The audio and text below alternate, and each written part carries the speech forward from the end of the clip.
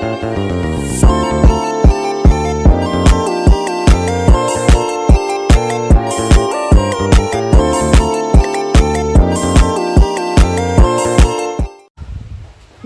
Assalamualaikum warahmatullahi wabarakatuh. Selamat pagi, salam sejahtera buat kita semua. Bapak Ibu, hari ini adalah hari kita di mana kita akan mengadakan presentasi program sekolah yang akan kita jalani, baik yang sudah terlaksana dengan baik maupun yang akan kita laksanakan dengan baik.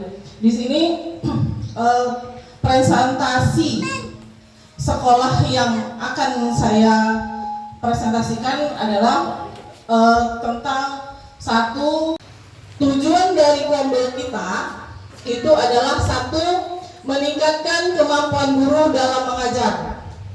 Dua, mengembangkan metode pengajaran yang lebih inovatif dan efektif.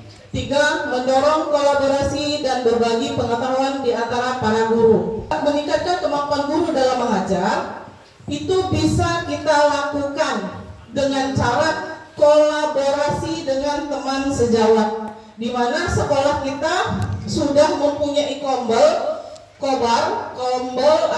komunitas kolaborasi belajar bersama, ya. Itu yang sudah kita gaungkan. Judul nama dari Kombel kita adalah Kobar.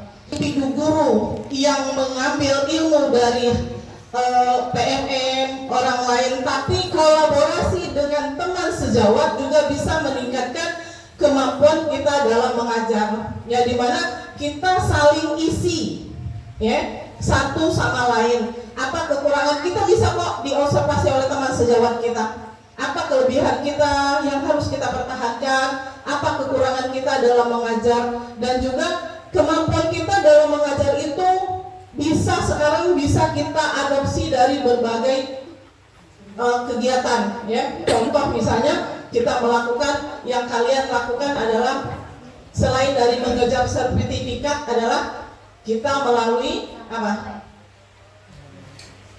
Pelatihan-pelatihan yang kita lakukan setiap ada jadwal, ya. Melalui apa, Bu Nur? Seminar, workshop, walaupun melalui daring, ya. Nanti kita juga program sekolah kita mungkin kita program IHT yang akan kita laksanakan di semester ini. Itu juga sebagai bentuk kita cara sekolah meningkatkan kemampuan kita dalam mengajar di kelas, ya. Terus, nah, rencana pelaksanaan. Pembentukan guru akan dibagi dalam kelompok-kelompok kecil berdasarkan mata pelajaran dan tingkatan kelas. Itu kalau misalnya kita melaksanakan Kombel. Baik misalnya dalam tingkatan, contoh kendala-kendala yang terjadi ketika kita di kelas 7. Jadi kelas 7 bisa melakukan kolaborasi tentang hal-hal yang menjadi kesulitan yang bisa meningkatkan kemampuan kita dalam mengajar siswa di dalam kelas, ya. Jika kita melaksanakan sekolah itu melaksanakan IHT, ya, daring kita sudah sendiri setiap saat ketika kita tidak mengajar, kita melalui ikut pelatihan-pelatihan yang diadakan melalui PMM, ya kan, yang di online itu. Kolaborasi dan belajar bersama sesuai kebutuhan dan menimbulkan ide solusi dari setiap masalah. Ini sudah kita lakukan, ya. Saya tahu Bapak Ibu sudah berkolaborasi, walaupun kadang bagaimana misalnya Bu Desmi nanyakan, Ibu Desmi mata pelajaran dalam satu tingkat dengan siapa? Nah, dengan Pak Ruslan misalnya. Dengan Pak Ruslan bertanya, Pak, mana Pak solusinya ketika anak kita seperti ini masalahnya, kendalanya seperti itu. Itu sudah menyatakan bahwasanya kita kolaborasi dengan teman sejawat, ya. Evaluasi, umpan balik berkala untuk memastikan perkembangan kompetensi guru. Jadi kita mengevaluasi, ya, mengevaluasi teman sejawat. Jangan tersinggung kalau kita dikasih masukan. Kalau kita berpikir inilah saya, Gak usah dia ngomongin cara kau ngajar, cara aku, cara aku. Nah, artinya itu kita tidak mengembangkan kompetensi diri, ya. Next, Bu. Manfaat komunitas belajar. Manfaat kelompok itu adalah meningkatkan kualitas pengajaran di kelas. Ya, sekarang sudah ada yang namanya lomba-lomba guru inovatif. Ya, itu bukannya apa? Tujuan daripada itu adalah kita merangsang kemampuan diri, ya. Jadi dengan diadakan lomba-lomba seperti itu kita merangsang kemampuan kita. Bagaimana kita di dalam kelas itu bisa menciptakan suasana yang ilmu mereka dapat, ya, kita nyaman di dalam kelas, ya. Tujuan pembelajaran kita dapat, anak-anak kita mengerti apa yang kita sampaikan. Karena dampak dari kita berhasil dalam komunitas belajar adalah hasil belajar siswa literasi dan numerasinya baik, ya. Kemarin sudah kita rasakan ANBK tentang literasi dan numerasi. Literasi itu adalah anak bisa membaca apapun yang mereka baca, baik dari pelajaran bahasa Indonesia, pelajaran yang bukan numerasi, itu yang namanya literasi. Jadi anak sering membaca itu dapat ilmu dari buku, itu literasi. Tapi yang namanya numerasi, apapun yang berhubungan dengan hitung-hitungan, yang sekarang yang pelajaran numerasi itu adalah matematika sama IPA, fisika, ya. Itu literasi numerasi. Tapi kalau literasi, apapun yang dibaca anak, yang bisa diserap mereka dan bisa diambil oleh mereka, intinya itu literasi. Ya, tetapi Bapak Ibu, anak yang pintar membaca belum tentu dia tahu manfaat dari literasi itu. Contoh, misalnya dia membaca apa yang ada di perjalanan, misalnya ada sesuatu yang di biasanya tek dia baca, belum tentu dia paham makna itu. Ya. Nah itu berarti anak yang bisa membaca belum tentu literasinya baik. Ini kita kembali program kerja sekolah kita. Kembali ke eskul sanggar tari. Eskul di sekolah kita ada 4, betul ya? Ya. Ada 4, 1 tari, 2 rohis, 3 pramuka, 4 paskib. Ya. Tujuan kita eskul daripada seni ini adalah untuk kita meningkatkan siswa dan juga kita mengambil anak-anak yang punya bakat seni yang bisa kita ketika mereka berhasil di luar. Rencana pelaksanaan mengajak siswa dari berbagai tingkat untuk bergabung dengan seni, ya. Latihan rutin, pertunjukan dan kompetensi dan evaluasi. Nah ini sudah kita laksanakan. Yang pasti sudah kita laksanakan adalah setiap hari Sabtu di hari ekskul kita mereka sudah tampil. Bagaimana nantinya pembina mengambil anak-anak yang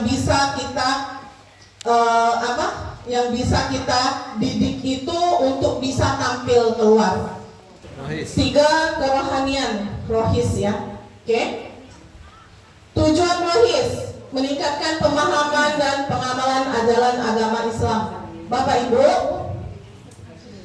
rohis yang sudah kita laksanakan di sekolah adalah salah satu tujuan adalah meningkatkan keimanan dari siswa itu sendiri, ya.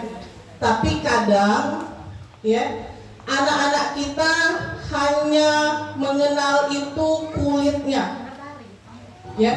Ketika anak-anak kita ajak ke lapangan untuk sholat bersama, itu kita perlu pengawasan, ya.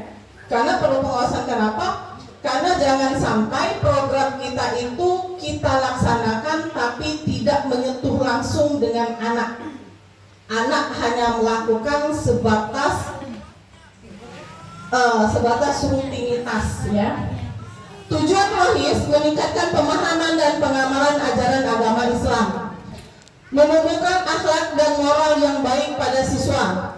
Nah, tujuan rohis itu. Jadi Bapak Ibu, selain dari kita sholat, kita juga biasanya diisi dengan kultum-kultum atau ceramah-ceramah singkat. Gunanya kita itu apa? Mengingatkan kepada siswa bahwasannya selain dari rutinitas yang mereka lakukan, tapi penanaman akhlak itu sangat penting. Ya. Ketika anak itu pintar, tapi dia tidak mempunyai akhlak, no, paskibraka. Oke, pembina paskibraka. Tujuan paskibraka menunjukkan rasa cinta tanah air dan kebangsaan, membentuk karakter disiplin, tanggung jawab dan kepemimpinan, melatih fisik dan mental yang kuat, menghargai keberagaman dalam persatuan bangsa, menanamkan jiwa korsa yang tinggi. Nah, ya. Kenapa tujuan paskibraka salah satu yang paling tinggi adalah menumbuhkan rasa cinta tanah air dan kebangsaan. Sudah saya tanamkan dengan anak, ketika dia paskibraka artinya pasukan pengibar bendera.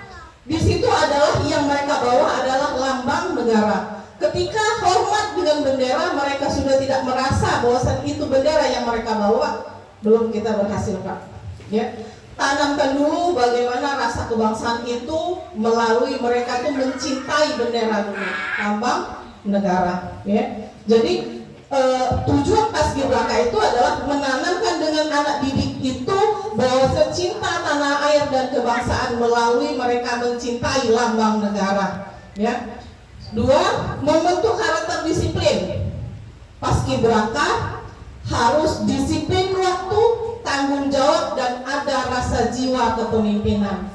Ya, secara individu mereka tuh ngerasa bahwasannya saya ditakdirkan untuk jadi paskibraka, saya harus memimpin, baik memimpin orang banyak maupun memimpin diri sendiri. Ya. 3, melatih fisik dan mental yang kuat. Seorang paskibraka kalau dia fisiknya tidak kuat dan mentalnya mental tempe, tidak bisa Pak dijadikan orang paskibraka. Ya. Seleksi, nah di situ melakukan seleksi ketat, kemungkinan sudah dilakukan oleh pembina. Pelatihan dasar meliputi baris berbaris, upacara sudah dilakukan. Pelatihan intensif terus sudah dilakukan, saya sudah melihat langsung. Upacara bendera, ketika upacara bendera dan upacara-upacara di hari besar, mudah-mudahan paskibraka kita sudah bisa ditampilkan secara maksimal. Itu dari hasil daripada kerja keras selama ini. Kita harus mempunyai paskibraka yang tangguh yang bisa ditampilkan ketika ada hari-hari besar. Dan juga nanti kalau misalnya kita sudah percaya diri untuk keluar dari sekolah kita, silakan kita bersaing dengan dunia luar. Artinya kita bisa dibawa ke tingkat kabupaten, tingkat provinsi sebagai bentuk prestasi yang selama ini sudah kita latih. Oke, yang kelima adalah pramuka. Tujuan pramuka menumbuhkan semangat kepaduan dan cinta alam, membentuk generasi muda yang berkarakter, mandiri dan bertanggung jawab, mengembangkan potensi diri melalui kegiatan kepramukaan, melatih keterampilan hidup dan disiplin, menanamkan nilai-nilai Pancasila. Ini menumbuhkan semangat kepaduan dan cinta alam. Yang namanya pramuka itu pasti berhubungan dengan alam. Ya, kenapa pramuka sering dibawa keluar berkemah? Di situ dia sudah semangat kepanduan, artinya kepanduan itu berkelompok, ya, berorganisasi dan cinta alam. Ya, cinta alam kita sudah tahu, artinya kita mencintai dunia yang selain dari pendidikan. Ya, kalau pendidikan formal di sekolah, kalau membuka dia keluar dengan beradaptasi dengan alam. Membentuk generasi muda yang berkarakter artinya dia mempunyai ciri khas tersendiri, karakter baik. Mandiri artinya dia tidak bergantung dengan orang lain dan bertanggung jawab, baik bertanggung jawab dengan orang lain, kelompok dia maupun diri sendiri. Jadi melatih yang namanya keberanian dan mental itu dari awal. Ya. Oke. Lanjut. Manfaat pramuka tadi sudah disampaikan. Terus penutup. Bapak Ibu, program-program ini diharapkan mengharapkan kualitas pendidikan dan lingkungan sekolah kita semakin baik. Ya, jadi Bapak Ibu, tadi Kombel, ya, Kombel harus kita laksanakan dan jalankan dengan baik. Kedua, ekstrakurikuler yang terdiri dari 4 item itu harus kita laksanakan sesuai dengan tupoksi pembina masing-masing, didukung oleh guru-guru yang ada di sekolah. Gunanya apa? Adalah meningkatkan kualitas diri kita sebagai pendidik dan kualitas anak-anak kita untuk bisa bersaing dengan dunia berikutnya. Karena apa? Kalau kita tidak mendidik anak kita, baik anak kita di rumah maupun anak kita didik kita, dunia ke depan adalah dunia yang kejam. Karena apa? Kalau dia tidak berani, kalau dia tidak mandiri, kalau dia tidak bertanggung jawab, dia akan tergilas oleh waktu. Itulah tugas kita sebagai pendidik untuk menjadikan anak-anak kita akan bersaing bebas nantinya di masa depan mereka yang akan datang.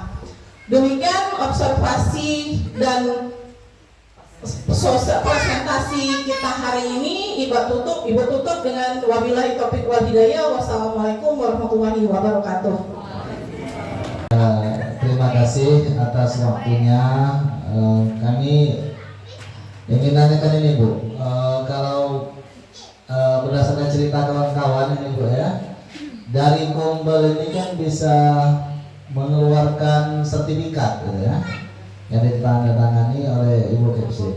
Jadi kalau seandainya memang bisa mengeluarkan sertifikat ya, berarti Kombel ini harus kita jalankan itu kan, untuk ngisi BMM juga kan. Mungkin saya mengusulkan agar memang Kombel ini kita jalankan ya.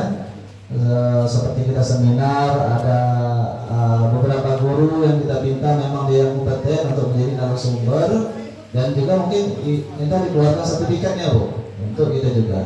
Mungkin seperti itu yang tanya.